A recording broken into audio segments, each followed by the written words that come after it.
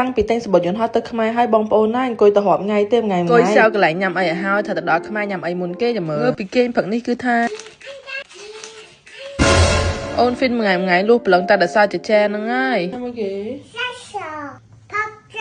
ថ្ងៃនឹងមានអារម្មណ៍ថាសេលីណាងើបមកខ្ជូរដល់ហើយរបៀបចេញមករៀងស្រស់ស្រាយអញ្ចឹងណាហេអូសេលីណាស្អាតមែនហ្នឹងណា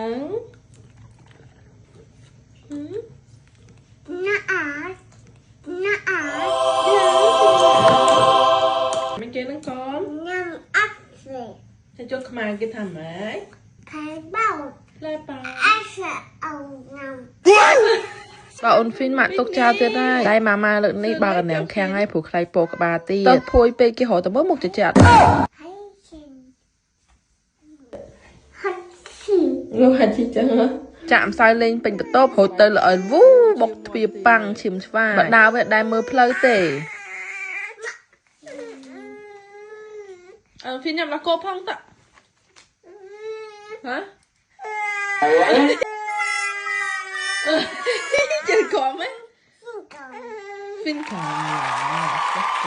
ឥឡូវរៀបចំឲ្យអូនស្អាតហើយព្រោះម៉ែខាងនេះនាំកូនទៅក្រៅរងថ្ងៃយោម៉ែទំតកាត់សក់សេះថែមឲ្យខ្ជូតអត់បងប្អូនចុះអូនខ្ជូតដែរអត់ថ្ងៃហ្នឹងបងប្អូនឲ្យទៅកាន់អីនៅដៃចង់ដាក់ចូលមាត់អេម៉ែមើលមកអត់ពីផ្សេង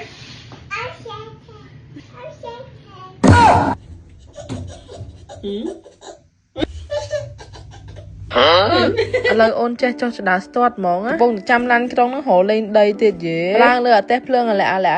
ដេកលួដោយសារតែគេងតែចែទេអញ្ចឹងម៉ាយកពេលមកលេងមួយអូនហ្វីនព្រោះសេលីណារងថ្ងៃគាត់នៅតូចខ្លាំងណាគាត់ត្រូវការយើងខ្លាំងបំផុតអត់ចង់ឲ្យគាត់មានអារម្មណ៍ថាយើងទុកគាត់ចោលទេអញ្ចឹងហើយភាកច្រើនទុកអូនហ្វីនចោលរហូតតែអូនហ្វីនឥឡូវទុកចោលក៏លេងបានដែរចាប់ដើមហើយចាំមើលម៉ែនេះមិនមកទេដឹងទៅខាងណាខាងណីទេលោកអើយចែក៏ងើបពីគេងដែរងើបពីដេកភ្លាមគេមករាប់លេខភ្លាម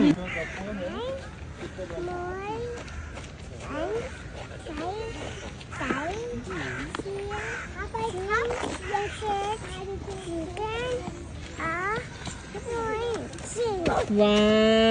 សំខាន់សត្វកវិញមានតែមួយទេតែសេលីណាហប់ចេញដើមអ្នកដែលគេធ្វើការខាងហ្នឹងគេដែរខ្លាចសត្វខាំហ្នឹងដោយសារតែឥឡូវចូលខែត្រជាក់វិញហើយមិនដឹងនាំកូនទៅលេងណាទេបងប្អូនហើយមើលទៅឃើញហើយសេលីណាស្រឡាញ់ពីណាស់បើនិយាយពីរឿងស្វីតវិញកំពូលហើយគេសត្វហ្នឹង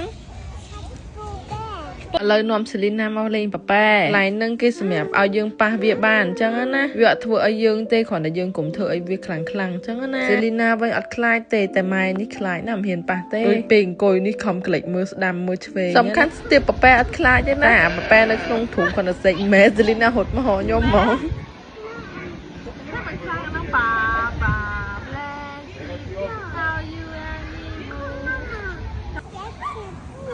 លេងបិទពួនសំខាន់ប្រាប់កូនគេលេងបិទពួនចេះដល់តែកូនលេងបិទពួនជាមួយកន្លែងតើឃើញកូនភ័យឡើងញ័រសាច់គិតទៅម៉ែនេះយ៉ាប់ដល់ហើយទៅកលុកកលៀតខ្លាចបាត់កូនដែរហ្នឹងឥឡូវចេញមកវិញថាឲ្យសេលីណាទៅមួយប៉ប៉ាខ្ញុំទៅជួយប្អូនធ្វើផ្ទះ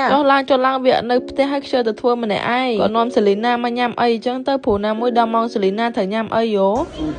ញ៉ាំអីគេហ្នឹងគេហៅគេប៉ាម៉ែ